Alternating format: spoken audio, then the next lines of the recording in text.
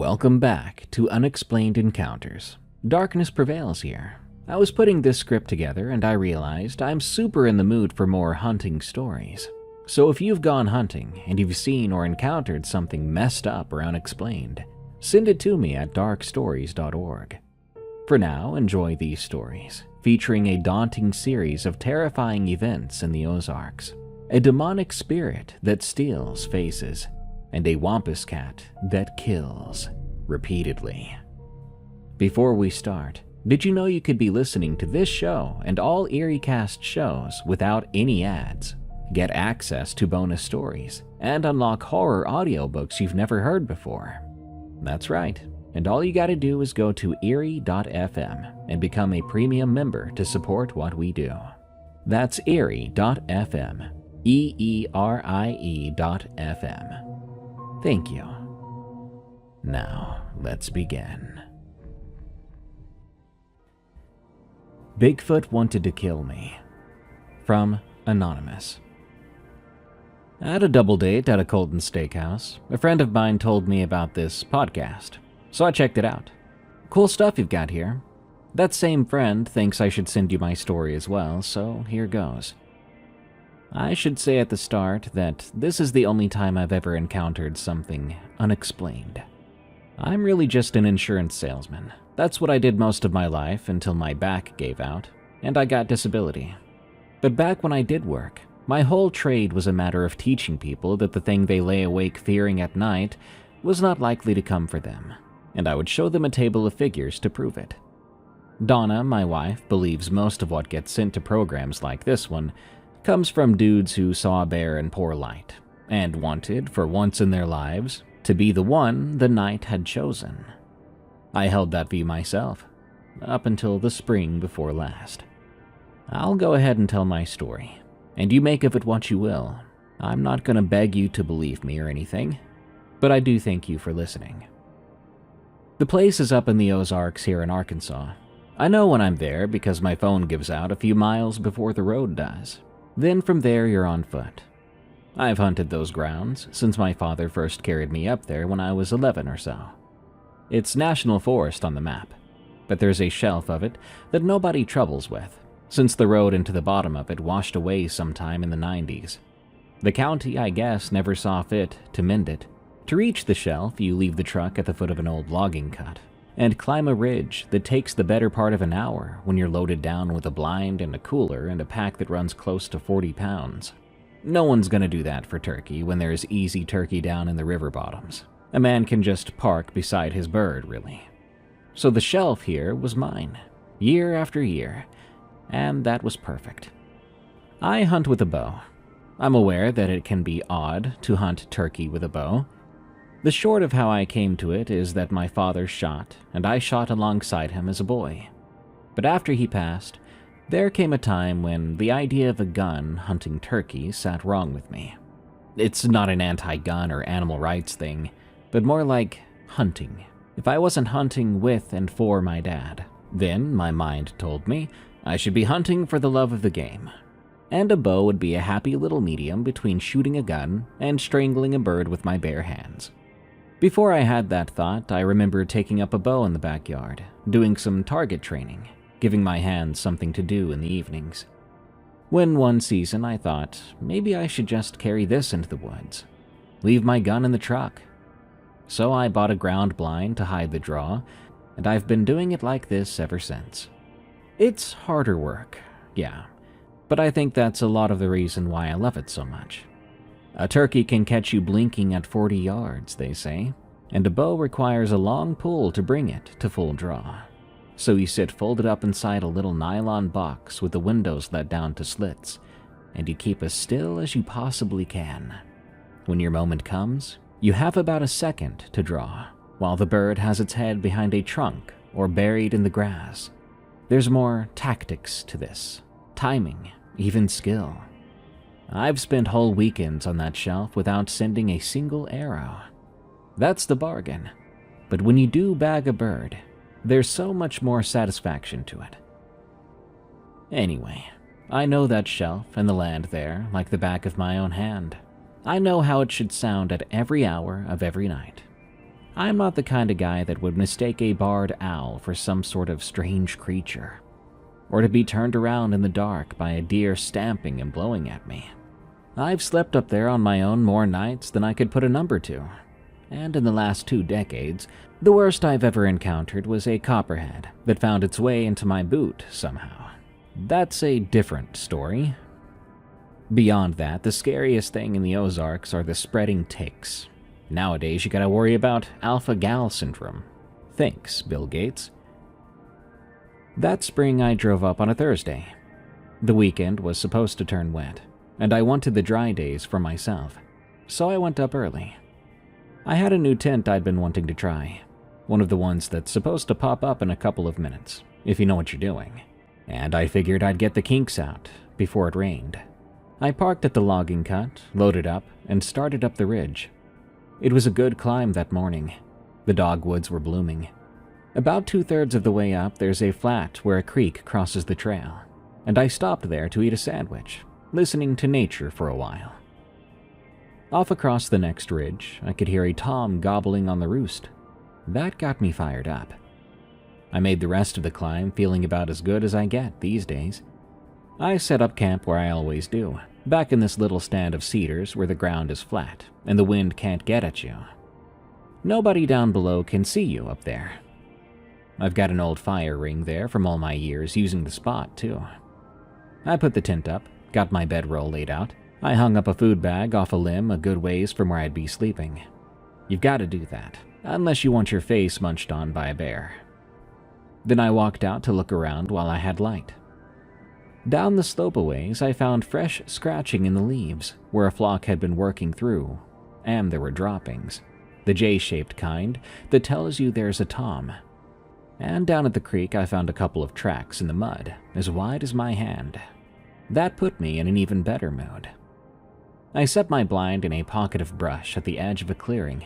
I was hoping they would come through there at first light, so I laid out a hen decoy and a jake. Then I walked back to camp.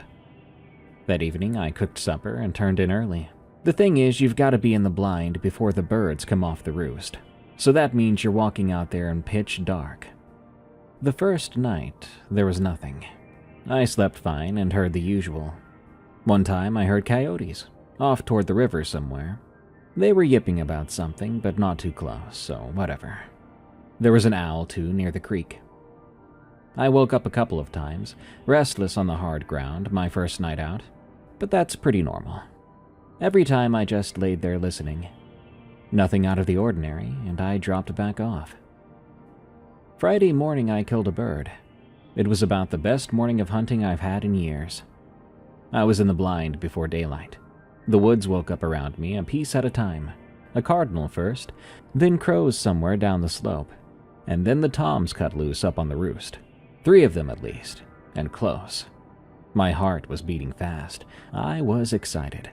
I gave them a couple of soft tree yelps on my mouth call. Nothing big. Just a hen letting them know she's down here and she's interested. One of them about lost his mind over it. When they pitched down off the limb, I could hear their wings, heavy slapping turkey wings. He came into my decoys all strutted up, fan out, dragging his wingtips in the dirt, drumming at the jake. Then he hung up just shy of range and stayed there. I had to sit there and wait him out.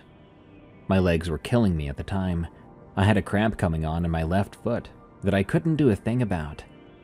But he finally broke and came on in to take it up with that jake decoy. When he stopped behind the hen, I lost sight of his head, so I started to draw, and when he cleared, I put the arrow right through him. He ran about 10 yards and dropped. It was a big bird, beard pushing 11 inches, spurs as big as your thumb. I went and got him, carrying him back up to camp, and I was happy enough to whistle a tune. I cleaned the bird at camp. I'm careful about that on account of bears, even though I have never actually laid eyes on one up here. Just sign and old signs at that. The parts I wasn't keeping, the guts and all, I carried way off, down the back side of the shelf to a little gully, a few hundred yards from where I slept. My dad had always drilled it into me, you don't leave that mess near your bed. Then I washed up in the creek, bagged my meat, and hung it in the shade in the cooler bag. I ate a good lunch. I'd earned it after all, and I laid down in the sun a while. It was a fine day. That afternoon, I walked back down to the gully, figuring I'd make sure I hadn't left anything that might bring something right up to the trail to me. The guts were gone, though. Now, that's nothing strange on its own. Crows, coyotes, possums, just about anything will clean that up inside an hour. And it had been a few hours. But it wasn't tore up and dragged around, which is what a critter would have done to it. There's always a mess after, feathers worked loose and a drag mark in the leaves. But there wasn't any of that. It was just gone, like someone had bent down and picked it clean. The leaves around there were barely even disturbed. One dark smear on a flat rock, and that was it. I stood there a moment, told myself I was reading too much into it. Then I walked on back up. That evening, I sat by my little fire and ate. The light came down through the cedars, all gold and then red, and the woods went quiet right at dark, the little hush before things in the night crank up. I tried calling Donna on the off chance I had reception, but there's really never signal up there. So when that didn't work out, I sat with my coffee and watched the fire. I remember being so at peace at the time, having the thought that I should really do this more, that I'd let too much time stack up between these trips. What with my dad gone and the boys grown up, so I made myself promise to do it some more.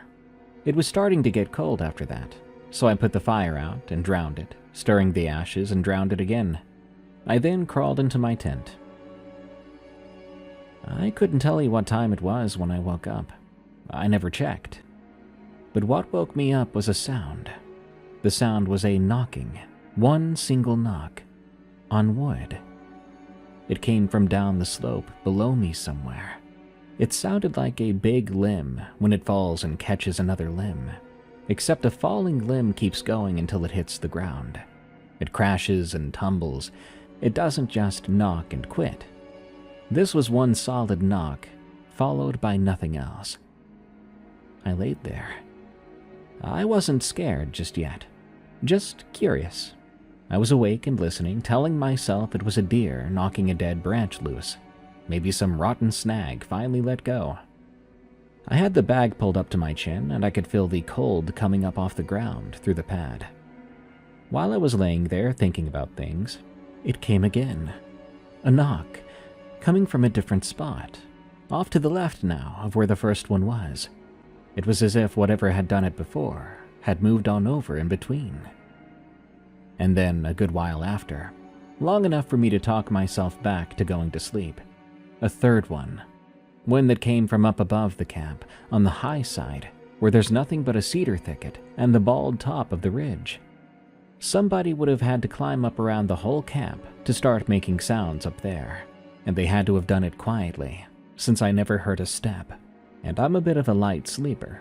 I lay in that tent with my eyes open in the dark.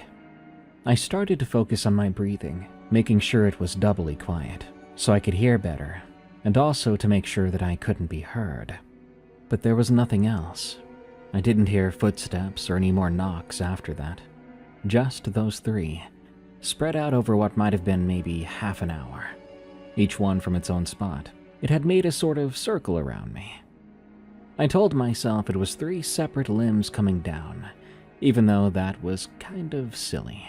But what it really sounded like was something walking the edge of my camp in the dark, rapping on a tree every so often, like a fella going down a hall knocking on doors. When the sun was starting to come up, I got up, and with the sun up, I felt like a fool. I made my coffee and got my gear, then I went and sat in my blind for the morning. That's what I drove 3 hours and climbed an hour to do. I wasn't about to let a couple of weird noises run me off. And you know what? I killed my second bird that morning. It wasn't the pretty hunt the first one was. I wasn't all the way into it, thinking a bit too much about the night before. I kept catching myself looking back over my shoulder out the rear window of the blind, instead of watching the decoys. A couple of times I about missed birds moving out front on account of it. This one came in quiet, no gobbling at all, just kind of showed up at the edge of the clearing already close, which a tom might do sometimes when he's spooky or wore out running hens, and I almost didn't get a shot. But I got it, and I made it good. And that was my second longbeard. 2 of them with a bow on public land. I ought to have been on top of the world. Instead, I felt wore out. There was something sitting in the back of my head I couldn't get to settle. And packing that second bird up to camp, I was already chewing on whether I even wanted to spend another night up there, or just pack out a day early. I cleaned the second bird, carried the guts off the other way this time, away from that gully, so I wouldn't have a reason to go back to it. I hung the meat, washed up. I was sitting there at my fire ring in the middle of the afternoon, broad daylight, sun coming down warm through the cedars, when I saw the arrow. It was one of mine. I knew it right off the bat. It was my fletching. My nocks are orange, so I can find a shaft down in the leaves easily. It was standing straight up out of the ground, at the edge of my camp, a few steps from the tent. The broadhead was driven down in the dirt, so it stood up on its own with the shaft pointing at the sky. Not a mark on it either. Now, I always count my arrows. My dad beat that into me when I was a kid. Count your arrows. I'd carried 12 up that ridge. I'd put 2 into 2 birds and pulled both of them, and they were in my pack, since you don't leave a broadhead laying out in the woods. So, not counting the 2 I had in my pack, I should have 10 in my quiver. I went and counted them again to be sure. I was taken aback. There were only 9 in my quiver, but the one in the ground made 10. I pulled it up out of the dirt and held on to it. I counted all my arrows in their separate spots over and over again to make sure I wasn't going mad. It came out the same every time. One of mine had come out of that quiver, gone into the ground a few steps from my tent, and I had not done it. The only stretch it could have happened was the hour or so I was off dumping guts and down at the creek washing up, with my bow leaned against the cooler, my back turned. That's when it hit me. Cold went all the way down through my belly. I stood there in the middle of the woods, with a chill going down my spine. Something or someone had come into my camp in broad daylight, slid one of my own arrows from my quiver, stood it up in the dirt where I'd be sure to find it, and they somehow never made a sound. I should have packed up right then and right there. A smarter man would have. A smarter man would have walked right off the mountain with 2 birds and a good scare. I stood there with that arrow in my hand, and I came up with excuses not to leave. That I had miscounted, or I had dropped one just right, that it had stood up from the ground. But not one of those holds if you sit with it, even for a moment. There's no other hunter on that shelf. I'd have seen some boot prints, his trash, something to give him away. An arrow doesn't stand itself up in the dirt with no mark on it. And I don't miscount my arrows. Never. My dad made sure of that when I was a boy. But I wanted to stay. Again, I'd driven all the way out here and climbed all that way, and I'd killed 2 good birds already. Some stubborn part of me wouldn't let a few noises and a trick with an arrow run me off my own spot. So I put the arrow back in the quiver, making 10 again, and I told myself I would decide in the morning. The rest of that afternoon, nothing happened. I sat by the fire and I owned my broadheads. I ate early since I figured I'd want to be zipped in before dark. The whole time I kept catching myself turning a little sideways on the log, so I had the tree line in the corner of my eye. I would notice I was doing it, and I'd feel like a fool, even though I was alone, and I'd force myself to face the fire again. But a few minutes after that, I'd be turned around once more. You ever watch a dog stand at the screen door, growling low at the yard, even when there's nothing to see? That was me. The woods just sat there as normal as ever, but at that point in time, I hated it.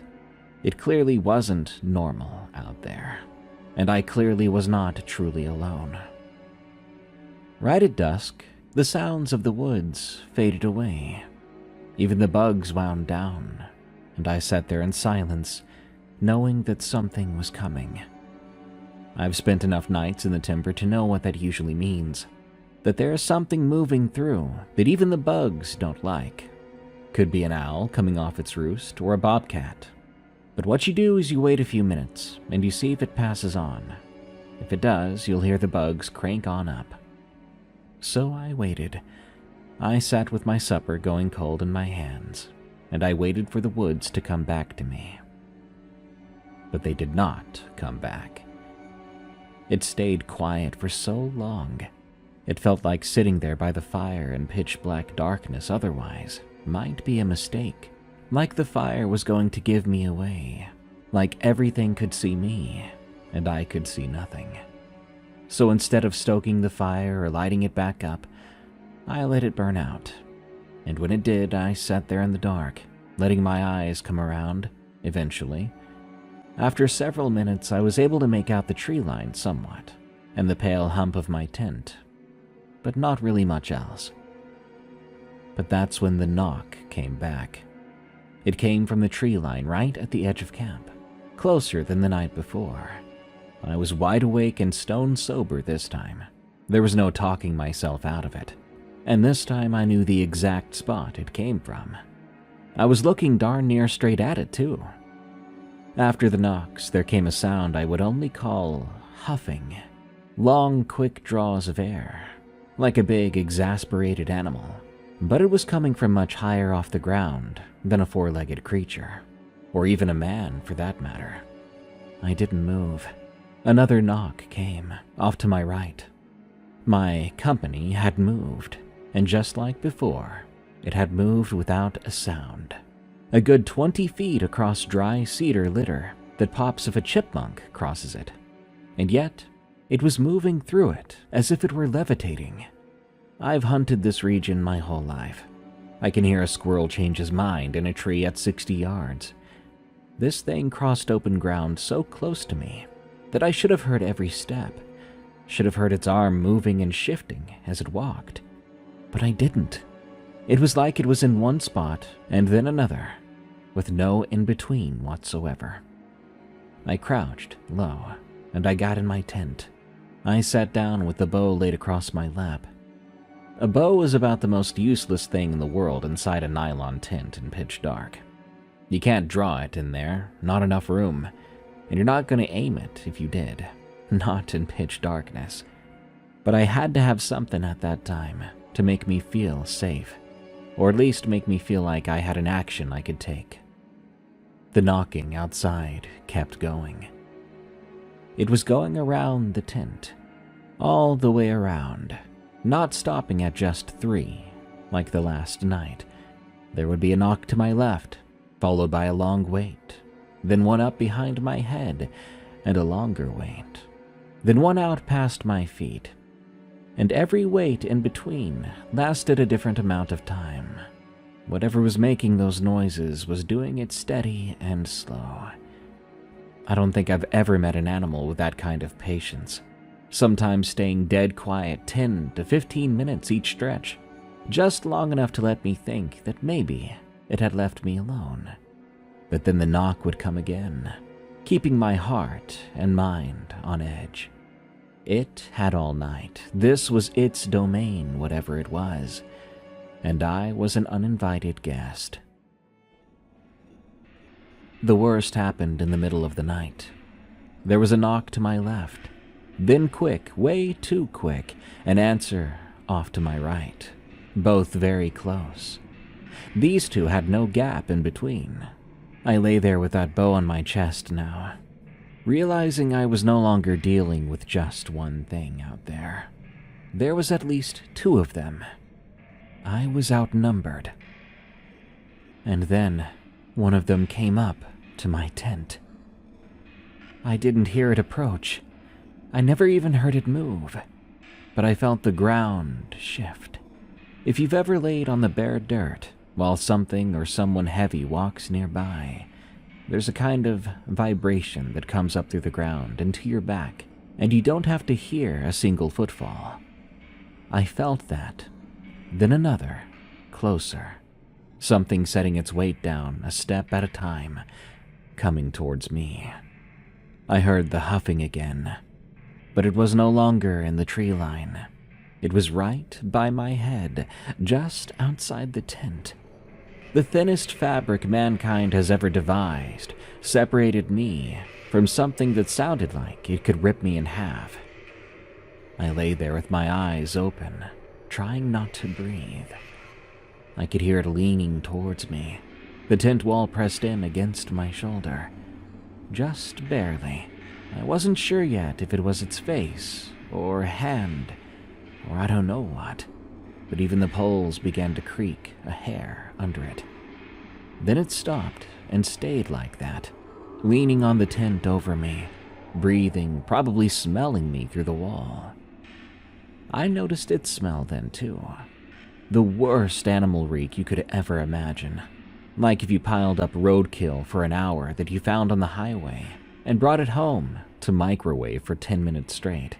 Eventually, it eased its weight back off, slow as it had come, and a good minute later, a knock cracked out from the tree line, once again distant enough. I've never in my life, before or since, come as close to just dying of fright as I did with that wall touching my shoulder. I really think if it had pushed on through, I probably would have died right there. My heart wouldn't take it. After that, I gave up trying to track where they were, and just shook. I prayed too. I'm not usually a praying man, and the words came out a mess, but I said them, and I said them out loud. I thought about Donna. She would probably be sleeping 40 miles away from where I was, and I was reminded I would not be able to call her until I left. Matter of fact, nobody alive knew which mountain I was on, let alone which shelf. I'd kept this spot to myself so well for decades. I was proud of it, until right then. Now I was regretting my secrecy. God, she'd give me till Sunday before she did anything about this, and a day past that before she actually called the authorities. And on top of all that, nobody would know where to start. I lay in the dark with all that stacked up in my mind, and I had to force it out if I wanted any sleep or peace. The knocking continued for most of the night. At some point, the knocking spaced further and further apart, and they finally stopped. But even then I did not feel content or relieved, so I lay there still shaking, waiting for any noise at all. There would be no sleep. The rest of the night was an exhausted blur, but eventually I heard birds. The woods had come back alive. I finally felt safe enough to move again, and the first thing I did was reach up to my shoulder to where that thing had touched me through the tent wall, like I was going to find some mark or stain. I sat there for a little while longer before I worked up the nerve to put my hand on the zipper. I kept imagining it, still out there, waiting for me to open up. When I finally did it, I did it fast, like ripping off a Band-Aid. And I jumped out, half falling, honestly, with my head swinging left and right to catch any sign of movement. But there was nothing to be seen. My camp was empty, the fire pit was still cold, and the sun beamed through the cedar trees. Whatever those things were, they had walked off and left me for the morning. But I soon realized they'd left messages. The rocks in my fire ring were moved. They hadn't been knocked aside or rooted out by some animal after some grease, like a bear might do, but they had been moved deliberately. For the good part of several years they'd been in a circle, but now they set into a long, curved line, the open side toward my tent. These were larger rocks. I'd have heard them moving around or a man grunting and dragging those, but I had not heard anything, despite being up all night. Yet there they were, in their new, glorious shape. Then I saw my decoys.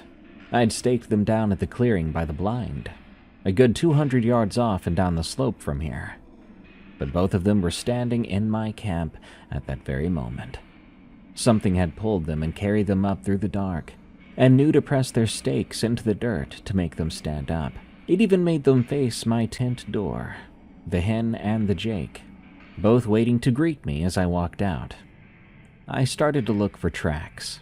If a couple of intruders had decided to invade my campsite, then I would find proof of them being here beyond just them moving things around. The ground around the tent was scuffed up pretty bad. Leaf litter kicked and pressed down in big patches. But the one clear footprint I found was in the soft black dirt at the edge of the fire ring, where I'd splashed my dishwater the evening before. It was definitely a footprint, a bare foot. But my God, it was huge. I've got size 12 boots, but it was longer than my boot by a full hand's length and nearly twice as wide across the ball. 5 toes spread out and dug in deep. The heel had sunk deep into the mud under some real weight. I put my own boot down next to it, just to be sure I wasn't losing my mind. My size 12 looked like a child's beside it. My mouth hung open. A bear track you'd know. A man's track you would certainly know. But this was shaped like a stretched-out man's foot, built like nothing that ought to be walking around the Ozarks on 2 legs. And it had been standing right there at the edge of my fire. What in the hell was it? I didn't stand there long. A knock came down from the high side of the shelf above the camp, and another answered it from off in the trees. Then a third from somewhere down the slope, down toward the trail, the only trail, which was the way I had to walk to get to my truck. They had never left. They'd gone quiet and waited me out, my worst fears realized. Now they were spread around the top of that mountain, talking to each other, and one of them was on my way down. I jammed my tent in the pack half-folded, and I grabbed my 2 birds. I wasn't leaving without my birds. I don't care how scared of a man I was. Then I threw on my pack, and I started down. The trail off that shelf switchbacks through oaks for the first stretch. It was steep with loose rock. I went down it fast, with 40 pounds on my back. I kept my head turning, watching the trees on both sides. But then the knocking started up again, behind me. A knock up from where I'd come from, then one off to my left, lower and closer to my level. They were coming down with me, or maybe after me. But they weren't running. I didn't hear anything crashing through the brush. Just knocks and something keeping pace. They moved so silently before, but not now. Not when they wanted to be heard. I never saw a single one of them on the way down. About halfway down, that smell returned, and I wanted to vomit. It took me a second to notice the wind. I was upwind, so the smell was coming from ahead of me. There was one below me now. They had me surrounded, front and back. I had to leave the trail. A bad idea most of the time, but I had to do it. Usually you stay on the trail. You don't go busting off into the country. But I wasn't walking down toward that smell, right into that thing's arms or whatever it has. So I cut hard to my right, downhill, straight through the brush toward where I knew the logging cut had to be. I would just have to keep going down. I fell almost immediately. My foot had caught on a root, and I fell hard on a rock, tearing my hand open. I've still got that scar across my palm. But I didn't stop even then. I got up and kept going, dripping with blood down my sleeve. It was then that I heard the screaming for the first time. Holy crap. That screaming was the most terrifying thing I've ever heard in my life. If the knocking and something pushing on the tent was bad, those screams were like something that hell itself concocted. Nothing natural to the forest of any part of the world screamed like that. It came from close behind me and above, and it went up and didn't stop. Even when something that size should have run out of air and stopped, it kept screaming. Every hair on my body stood up. Another scream sounded. One of those things was answering the other call. It came from off to the side, the same kind of scream. This must have been their final warning. I was not wanted here, and I had overstayed my welcome. I ran straight downhill through whatever was in front of me, be it brush or deadfall. I went over a log once, then through a greenbrier patch that opened my arms up, but somehow I didn't even feel it until much later.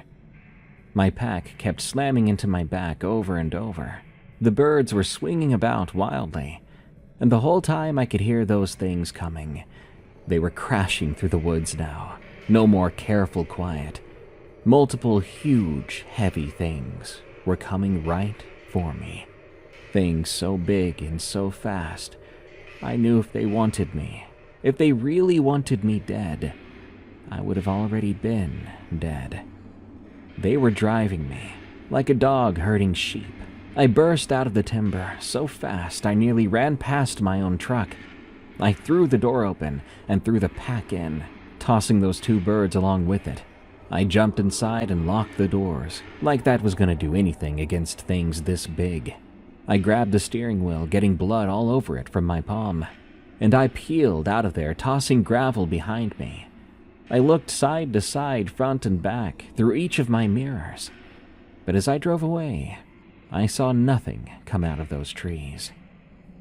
That was the last time I ever visited my shelf. I never went back there. Decades I'd hunted that shelf, and I'd never heard or encountered anything like that. But all it takes is one time, and I got the message. I was not welcome there. That's my story. I'm sorry if the ending is sort of abrupt, but that's the difference between real life and horror fiction. I got away, learned my lesson, and now I'm sharing that story with you. Again, you don't have to believe me. It's your call. And if you're really wondering what my opinion is and what I think it was, what I think they were, you probably already know the answer. I think it was Bigfoot. Probably a family of Bigfoot, or Sasquatches. I'm not sure what the difference is if there is one. But nothing else makes sense. Was there a family of giant people out there trying to warn me away without a single human word? Or was it the famous cryptid? Who knows? But I ain't going back. You couldn't pay me enough to go back. Thanks for listening. This episode is sponsored by ZocDoc. Raise your hand if you've got a doctor's appointment you've been putting off. Mine has been sitting on my list so long I've actively started pretending it's not there. My usual move when something feels off is 30 seconds of internet searching, 45 seconds of panic, then a final convincing speech to myself that it's probably fine. That strategy has worked 0 times. This year I'll be using ZocDoc instead. ZocDoc is a free app and website that helps you find and book high-quality in-network doctors so you can find someone you love. With more than 150,000 providers across all 50 states and over 200 specialties, you can search by specialty or symptom, browse thousands of verified patient reviews, and book a real-time appointment that often happens within 24 to 72 hours. If you've been doing the search and spiral thing like I have, ZocDoc is exactly what I'd use. Stop putting off those doctor's appointments and go to ZocDoc.com/unexplained to find and instantly book a doctor you love today. That's ZocDoc.com/unexplained. ZocDoc.com/unexplained. ZocDoc.com/unexplained. Thanks, ZocDoc, for sponsoring this message.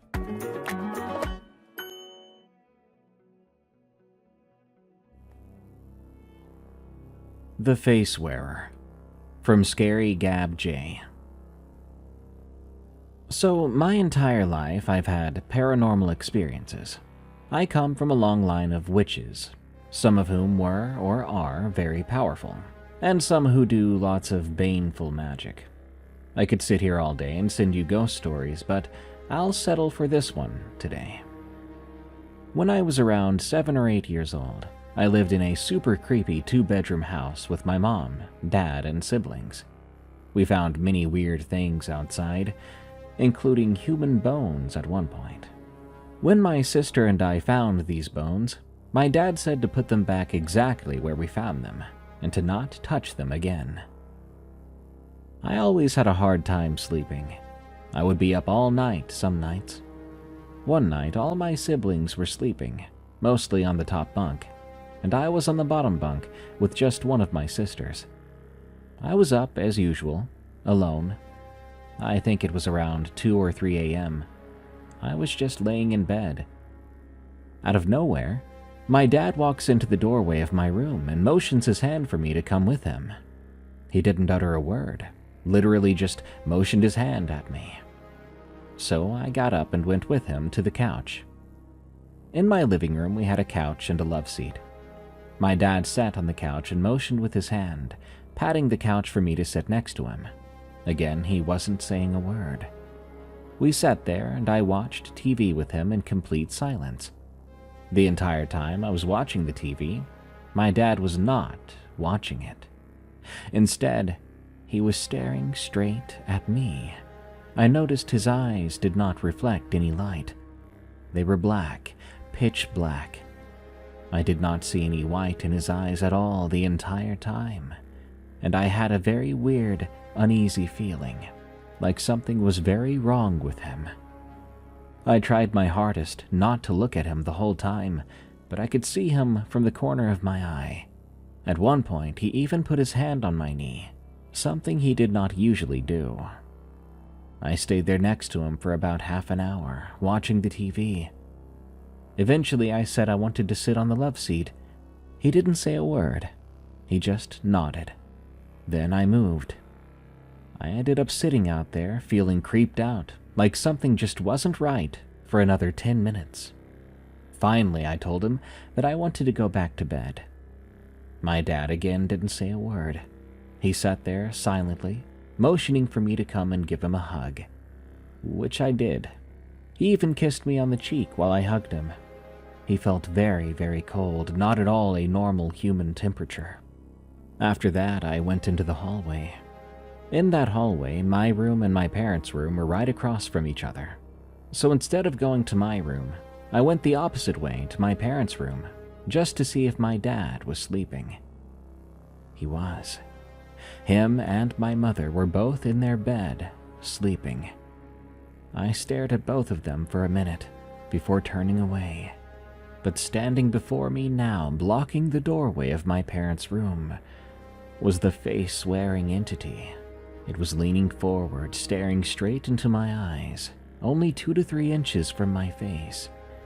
Its eyes were huge and black, and literally for about 30 seconds, it stood just like that, leaning forward, staring at me, not saying anything, not even blinking. I was so scared, I couldn't bring myself to move or speak. After the most uncomfortable time, it straightened up, showing that it was taller than my dad. My dad is about 6 feet tall, but the way it stood, it was probably closer to 7 feet. It then walked away, heading towards the kitchen, which you need to walk through the living room to get to. I hurried back to my room and forced myself to go to sleep. I didn't have any more experiences like that until years later. I was about 10 years old, and we had moved to a bigger apartment. My grandmother was over babysitting me one day. Inside my parents' bedroom was this huge bathroom. They also had a computer in their room. So I walked out of my parents' bathroom and saw my grandmother using the computer. Like literally the screen was on, and I could hear her typing away on the keyboard. So, not thinking twice about it, I was about to walk out. When I got to the doorway, I stopped in my tracks, because I could see right in front of me my grandmother was sleeping on the couch. Once I saw her there, of course I looked over, and there that thing was again. The same thing that I'd seen pretending to be my dad was now pretending to be my grandmother. It was standing next to me, leaning forward once more, staring straight into my eyes. This lasted for about 15 seconds. Again, it had these huge, pure black eyes. It then turned away, sitting back into the computer chair. It went right back onto the computer, typing at the keyboard. I walked out of the room, and I stayed out for maybe 2 minutes, staying next to my sleeping grandmother. But I did go back into the room, only to find that no one was there. I've never seen this thing again, and to this day I don't know why it chose to show itself to me, or what its motivation was. But it's something that has stuck with me very vividly ever since.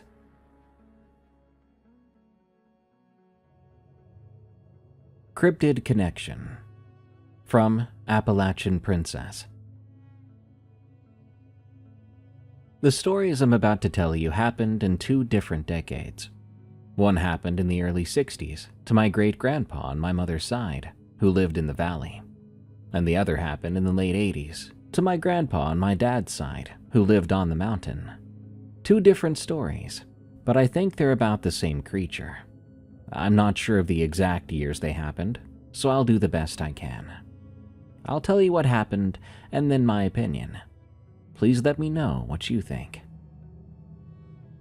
When my great-grandpa built his house in the mid to late 50s, he made what he thought was a good decision to make sure the house was slightly higher up, in the case he had to work on water pipes or some such. Then he wouldn't have to belly crawl. Instead, he could simply crawl on all 4s and sit up to work on anything under the house. The door that led to underneath the house was right under his room at the back of the house. You could look out his window and see the backyard and right up the hill behind the house. At the time, there were trees on the hill back there, and you couldn't see much through them. Of course, those trees are gone now. Back then, there were no streetlights or anything up there, so it was super dark. In the late 60s, there were some incidents where some people's pets were attacked or even killed. When I asked one lady about it, her eyes got really big, and she simply said, "I really don't want to talk about it, honey. We try not to think about that thing." During this time, my grandpa had a little dog he would go squirrel hunting with. He would bring the dog outside and let him run up in the woods, while my grandpa would sit in the swing in the backyard, listening to that dog bark at them. That dog was not an inside dog, and he wasn't an outside dog either. So if Papa hollered for the dog to come back inside, and he didn't come back at night, Papa would just head on to bed, and the dog would come sometime in the morning. It would go in and eat, and head right back out. So according to my grandpa, he had been working on putting lime under the house for mold, and he noticed there was a leak under there from the bathroom. So he had to fix that and left that door open so he could check it later, making sure it wasn't still dripping. When it got dark, Papa hollered for his dog, but the dog did not come. So Papa just went on to bed. At around 2 or 3 a.m., there was a loud commotion that woke Papa right up, pretty much jolting him awake and startling him. He said what he heard next broke his heart. The commotion was crazy, he said. He heard that little old dog not yelping, but screaming. He said he'd never heard a dog scream like that. He grabbed his pistol and a flashlight and ran out the back of the house to that door that led under the house. By the time he got to the door, it had already gone quiet, and he knew that little dog was dead. He said he couldn't hear or see anything at first. Then he knew there was something wrong. There was something else under the house, and it was growling at him. He could smell it too. He said it was one of the worst smells he'd ever smelled before. The way he put it to me was like rotting meat and wet dog. He said he braved it and got down and started crawling under the house, shining the flashlight to see what he could see. He said he could hear it breathing and realized it was very close. What happened next happened in about 10 seconds. He moved the flashlight to his left, and all he saw was black, fur, and big green eye shine run past him. Papa screamed and then retched. The smell was so concentrated and awful, he couldn't help it. Papa back then was part of the fire department. He had seen and smelled some rough stuff, to say the least. He said he sat there for a few minutes and collected himself, and he got to thinking. He couldn't leave that little dog under there. So he went and got what he said was left of it. He didn't want my granny to see that. He wanted to bury the dog, and he would tell her what happened when he went back in. The whole time he was burying the poor dog, he knew that thing was watching him. After all, he could still smell it. When he went inside, my granny was standing there, and she was scared to death. He told her what happened, and finally started to cry for his dog. The next morning when he went outside, his neighbor had come out. Papa went over and told him what had happened. Apparently, he had not been the only one that night who had a pet attacked or killed. According to the neighbor, earlier in the night, a lady on the road across from my papa almost lost her little dog to something. She had been out on the porch, smoking, and she had her dog on a leash.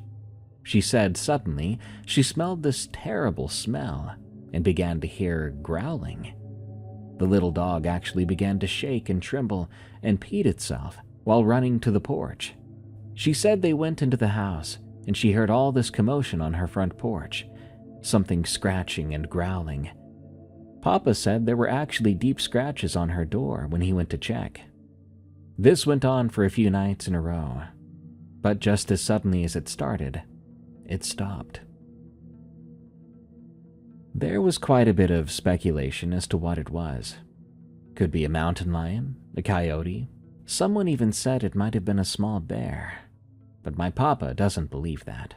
He said it was bigger than a coyote, and he had never seen a mountain lion or a bear ever look or smell like that. He never knew what it was, never found out, but he never wanted to encounter it again. He has since passed away, but he firmly believed it was no coyote, no mountain lion, no bear. Skip to the late 80s. This happened to my grandpa, my dad's dad. The man was an avid raccoon hunter, and he had some of the best coonhounds around. Grand Night Champions, UKC champions, the list goes on. We're talking some expensive and high money-making dogs in the coon hunting world. If you know, you know. For the most part, these dogs were some fearless dogs. My papa and his best buddy would take these dogs out almost every night so they could tree some raccoons. In the off-season, you can't shoot them out to the dogs, so you let them tree them and call them off to go to the next one or to go home. This particular night, he and his buddy took 4 dogs, 2 of my papa's and 2 of his buddies. These dogs were 4 of the best, some of the smartest dogs, so they get to where they're hunting and turn the dogs out. And of course, the dogs do what they do. They sniff, pee, run in a circle, and do the same thing for 10 minutes, till they are all stretched out and ready to go. The dogs were winding something. Then one of the males lets out this long bellow and takes off. The other 3 follow him. So my papa and his buddy are on the back of the truck, listening. To get a better understanding, some raccoon hunters don't walk with their dog. They hang back and they wait for that long bellow, which lets the owner know that they are on the trail of a raccoon. A good hunter will wait for that one specific bellow and know the dog or dogs have a raccoon treed and to go to them. In the off-season, they will either reward the dog with something or let them tree for a while. In season, well, we kind of know what happens. So my papa and his buddy are listening for the dogs to tree and waiting. Well, it's silent for a good while. Then, from what Papa said, all hell broke loose. All the dogs started raising Cain all at once, not like they had a coon treed, but like they were fighting something off.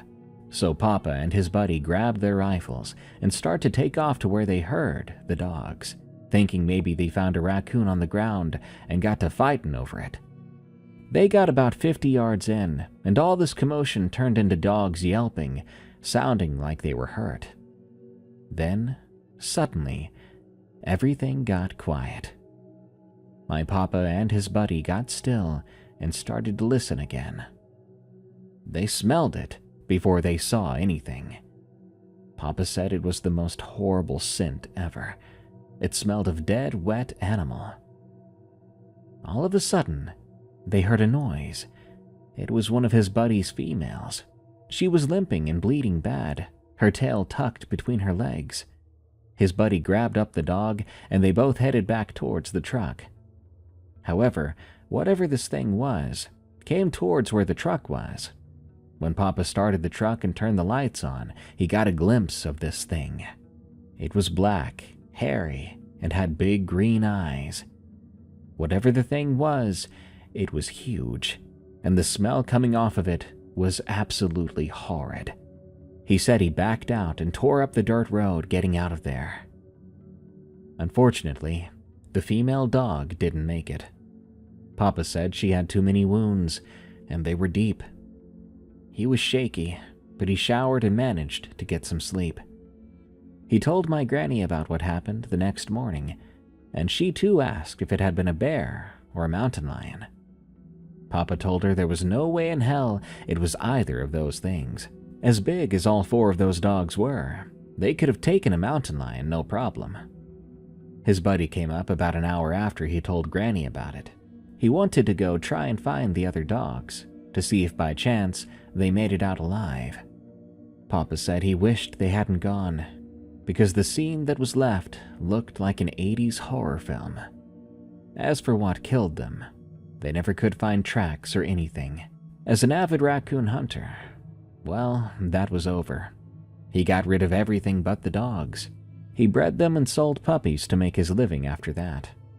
Scary part is, my papa and his buddy were hunting like a mile from our house, so this creature was very close.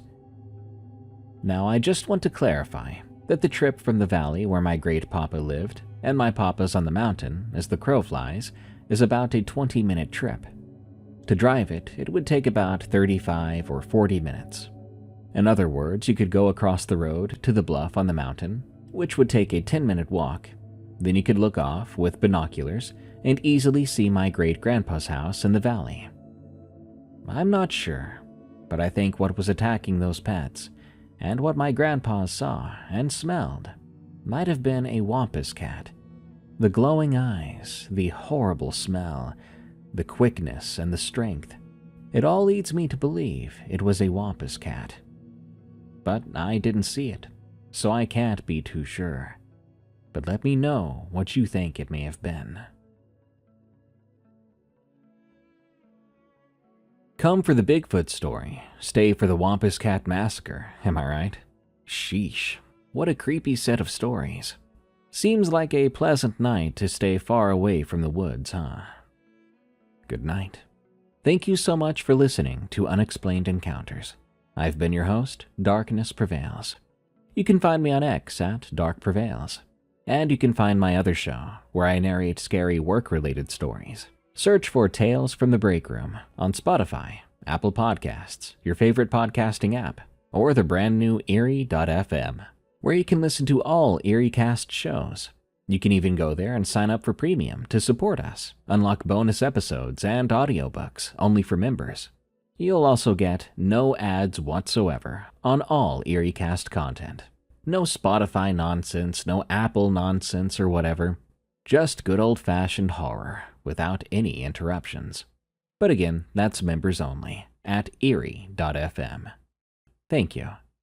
Till next time, everyone. Stay safe out there and stay creepy, because this world is a strange one.